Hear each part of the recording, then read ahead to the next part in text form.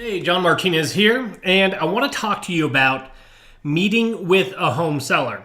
Now, what I'm going to do is just walk you through an appointment at a seller's home and walk you through and really dissect it step by step. I'm going to tell you what to do, really why to do it, why this is a best practice, and in many cases, exactly what to say.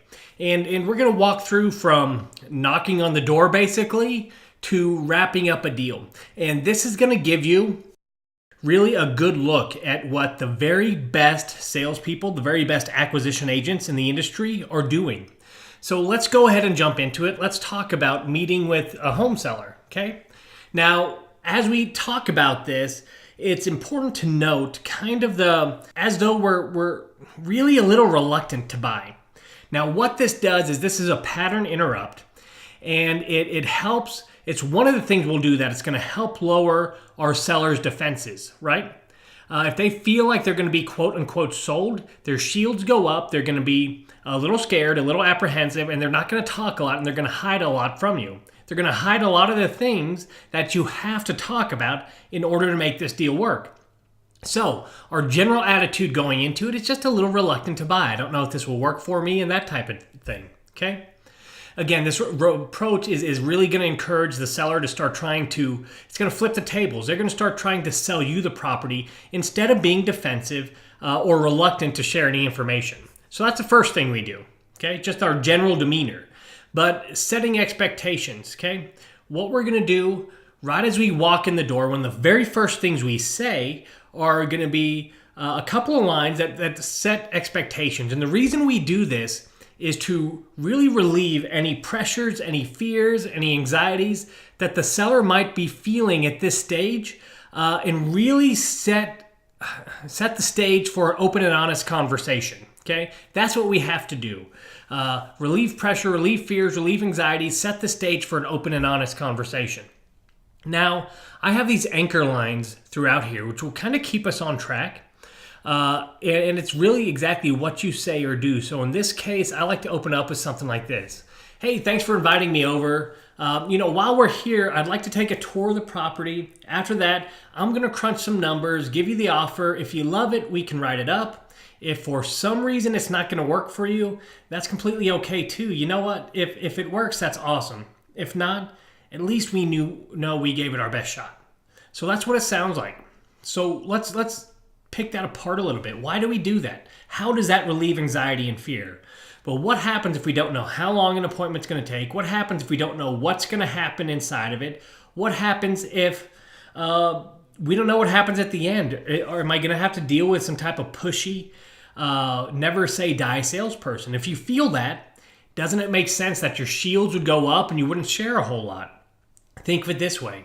If you went to the doctor's office and every single time you went to the doctor's office, you never knew when it was going to happen, but 1 out of every 2 or 3 times he gave you a shot, but he didn't tell you that he was going to give you a shot. He just surprised you. Every once in a while, that doctor swung around, jabbed a needle into your arm, your thigh, your stomach, wherever it was, and that was your shot.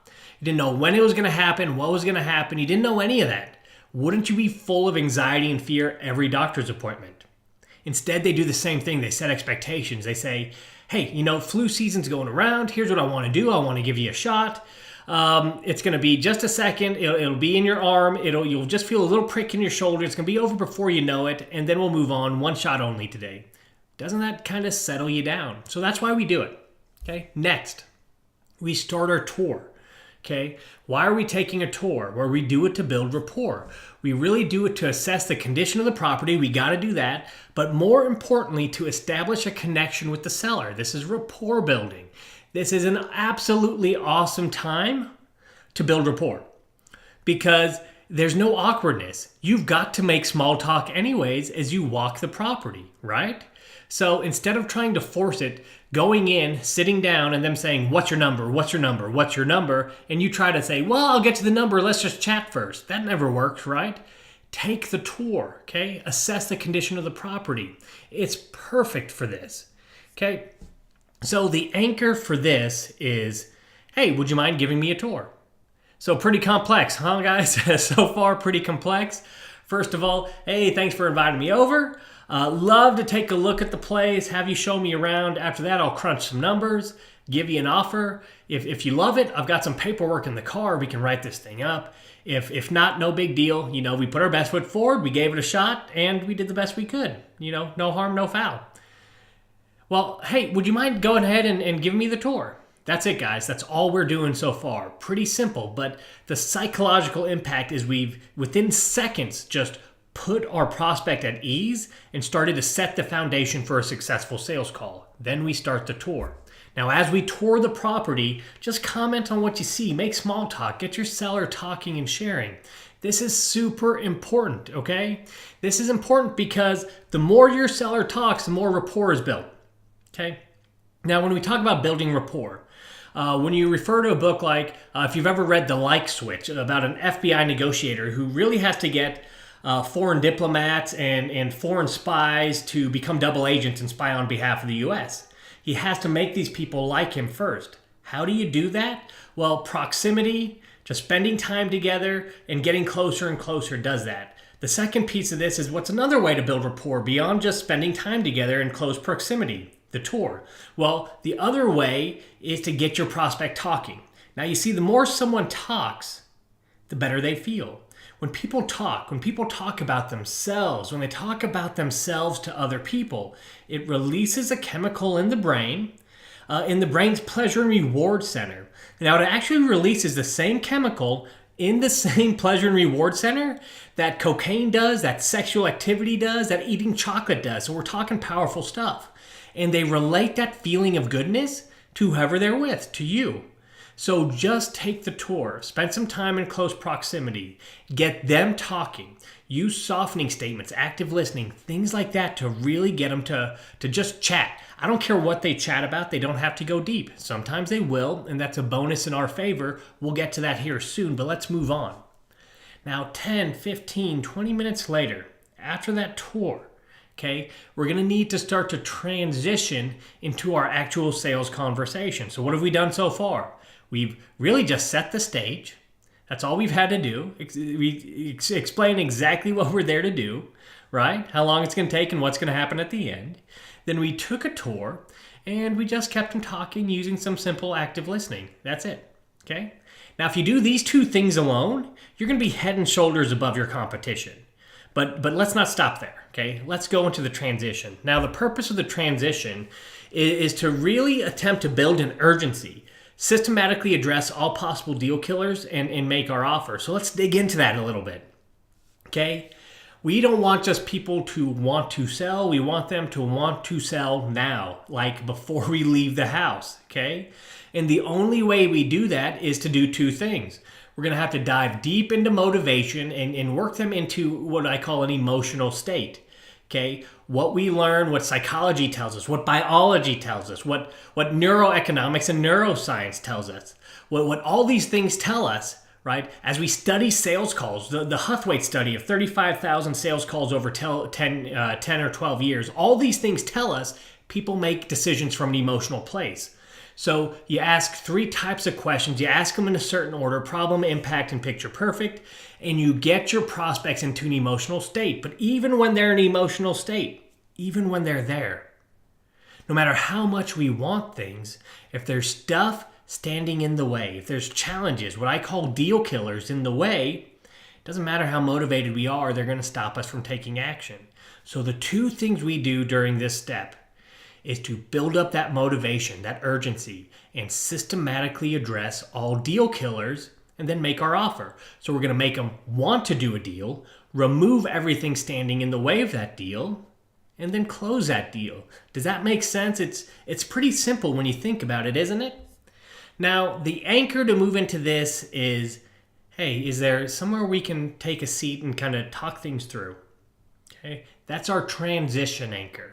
And as soon as we do that simple line, we're going to move into motivation and urgency. Now let's pause and look at what we've done so far. This is the most effective REI sales system on the frickin' planet, okay? I've worked with people in multiple countries now. Definitely the most powerful in the US. The best of the best use this thing, right? When I train companies that are doing 800 or 1,000 deals a year, And this is what they do. This is how they train their salespeople. I know because I wrote the scripts. I trained their salespeople. Okay? But think about it. That powerful. All you need to know so far is what to say when you get to the door, how to set those expectations, ask for a tour of the property, keep your prospect talking, and then make a transitional statement. Hey, is there somewhere where you can sit down and go through this? Simple, isn't it? I know, 5% of you on this call are just going to say, this is simple, I can do that, I can implement it. 95% of you are going to say, no, that can't work, this is too simple so far. And that 5% of you, that's the 5% that are going to get results. That's the 5% that's going to make boatloads of money, close some freaking deals, okay? So next, let's move into motivation and urgency. Purpose of this, help transition the seller from a purely analytical mindset to that emotional state of mind I was talking about in order to build that motivation and create an urgency, okay? Urgency to take action. Why do we call them motivated sellers? We do it for a reason. But did you know there is a way to take sellers who are not that motivated, sellers that are quote unquote fine, and put them into a very motivated state? There actually is. And here's what we do. We transition into the anchor. Hey, can I ask you some questions? Or, hey, is it okay if I ask you a question or two? Now, we've already prepped them that we're going to ask them some questions, and they know they're coming, right? But this permission now gives us a chance to ask those questions without any pushback. You see, when people give you permission, they'll never get mad at you for doing what they gave you permission to do. So, hey, is it okay if I ask you a question or some questions? However you want to say it. Don't use my words, use yours. I'm just teaching concepts here. Put this into your words, your personality, okay? Now we're going to start with problem questions. Remember I told you there's 3 questions and you have to ask them in a specific order in order to get your prospect moved into an emotional state. Here are those 3 questions. You start with problem questions. Easiest way to get into this is, hey, beautiful house, great neighborhood. Say something positive, Hey, you're making some great money off of this house, even though you've got tenants in it and you don't like what you're doing. You're positive cash flow. Whatever it is, say something positive and lead into, why in the world are you considering selling this place? Or your own version of it. That's going to uncover surface level issues. Surface level is still analytical though, and that's not going to build motivation. So once we start pulling out those things, take note of them, put them in your back pocket, and start transitioning into impact questions. Basically, hey, tell me more about that. Is that a big deal? What we're looking for is how these problems they brought to us impact them. Does it impact how they spend their time? Does it impact their family members? Does it impact what they think about, what they worry about, what they spend their money on?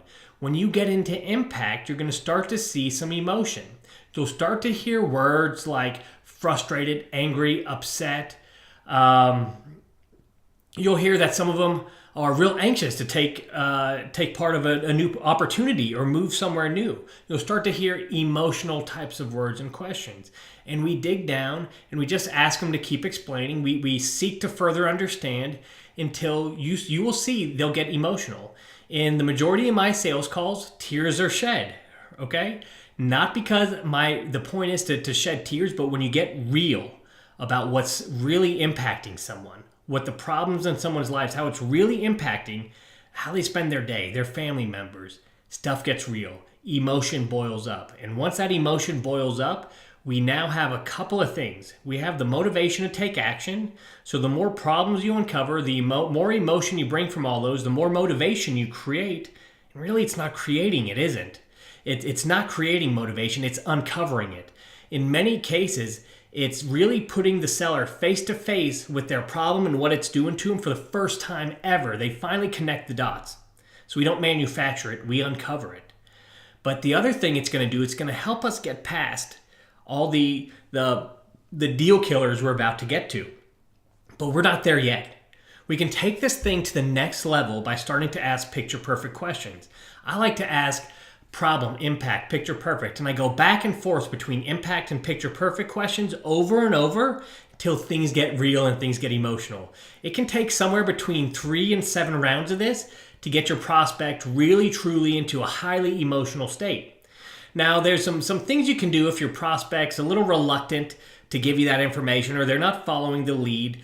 We don't have time for that on today's training, but just know that there are some tactics and techniques where you use some psychological reactants and things of that nature to get your prospects to do whatever you want. You can even lean on empathy and transactional analysis to really say whatever you want without them getting mad at you. That's another day, though. We don't have time for that on this training, so let's keep going with picture perfect scenario questions.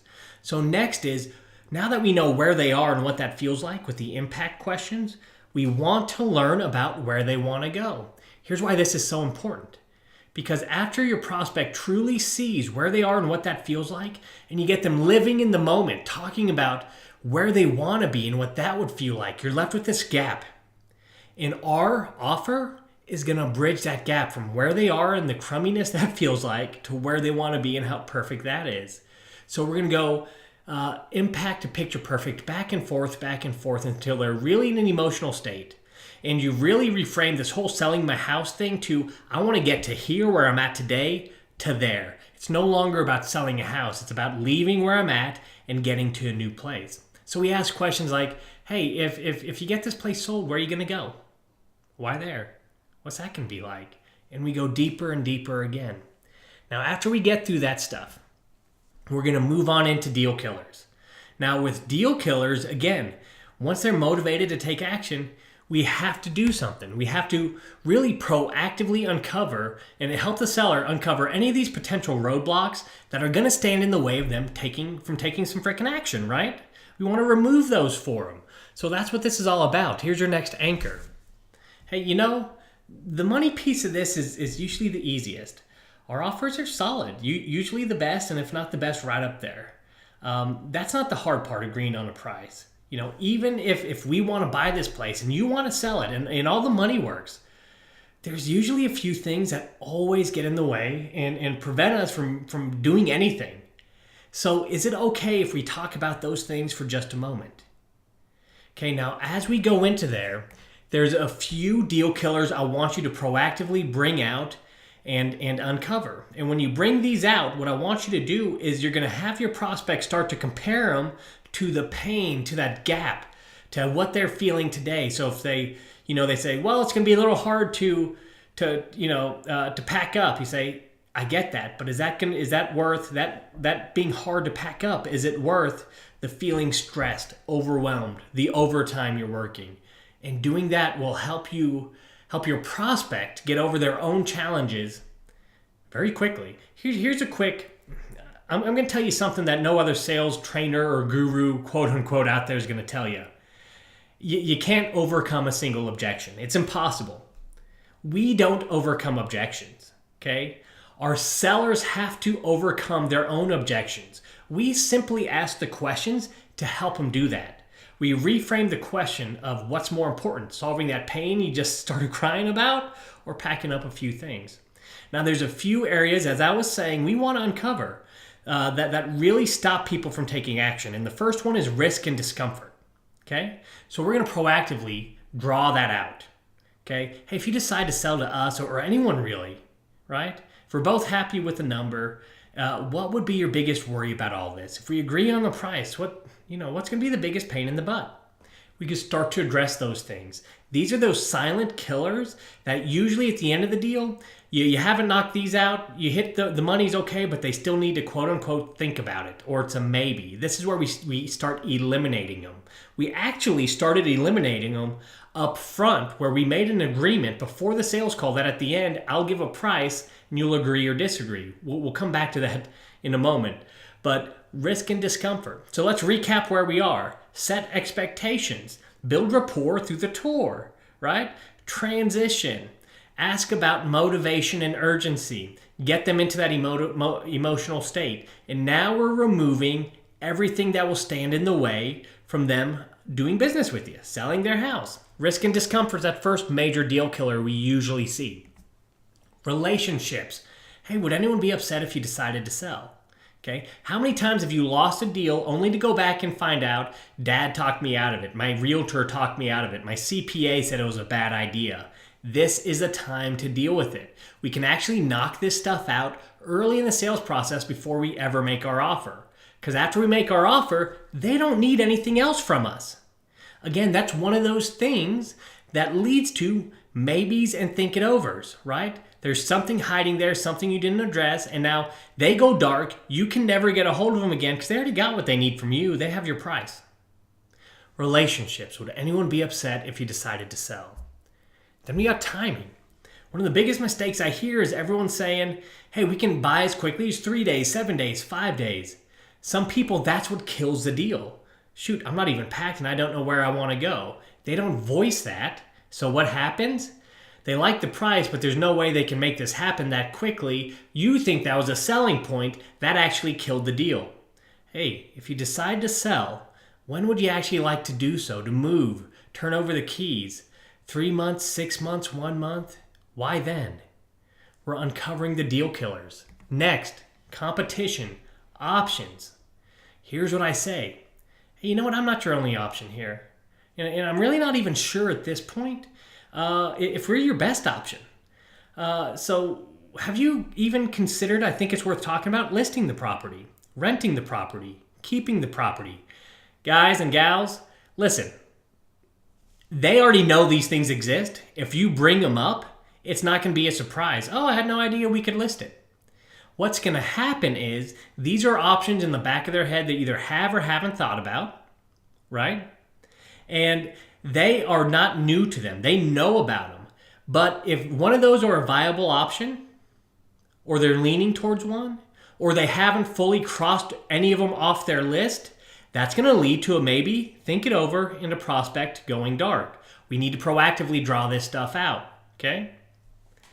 Next, if for some reason I can't buy the house, what do you think you'll do? This is where you really uncover your true competitor. You know, it's not about the 4 realtors who called the 7 other investors or Uncle Timmy who wants the house. You're really only up against one person. That, a lot of people say, hey, John, I need your help because it's a tight market and I'm up against 7 other people. No, you're not. You're never up against 7 people. You are up against one person, one group, one option. And that's the preferred option. And this is the way to find out who your real competition is. Hey, if I can't buy this place, what do you think you're going to do? Take yourself off the table. Whatever their answer is, that's your competition. That's who you need to beat. Okay? Next, we're going to move into our solution, our offer. And the purpose of this is to really just demonstrate how the buyer, how we are uniquely qualified to help the seller escape, really act on their own motivation, move towards their picture-perfect scenario. Okay? Now, here's what it sounds like. Here's the anchor. Hey, I want to outline kind of, really exactly what I think I could do for you.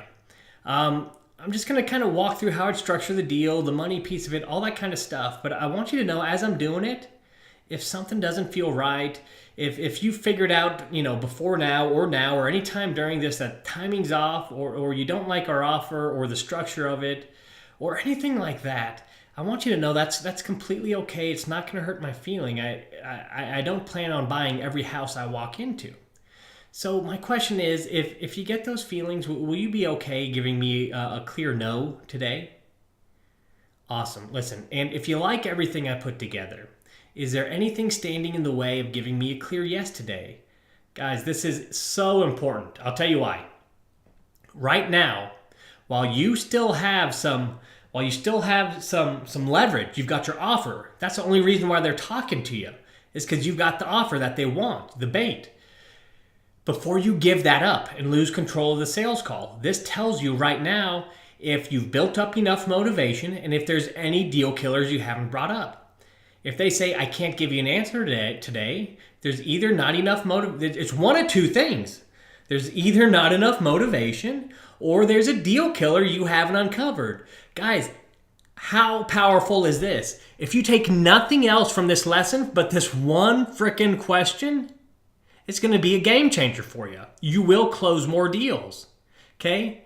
This tells you before you give up your offer whether or not you've discussed everything you need to discuss to get an answer. How powerful is that?